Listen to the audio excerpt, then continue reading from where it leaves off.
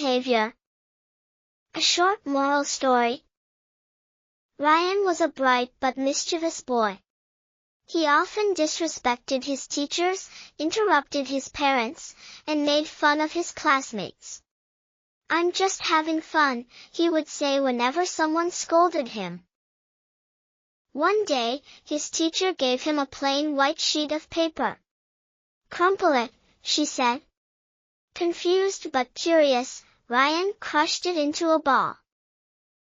Then, the teacher said, "Now try to smooth it out and make it look new again." Ryan flattened the paper, but no matter how hard he tried, the wrinkles remained. "I can't make it perfect again," he admitted. His teacher nodded. "This paper is like people's hearts. Every time you misbehave or say something hurtful, you leave a mark that cannot be erased." Ryan was silent. He realized how his actions had affected others. From that day, he tried to be kinder and more respectful. His classmates noticed the change and welcomed him with smiles.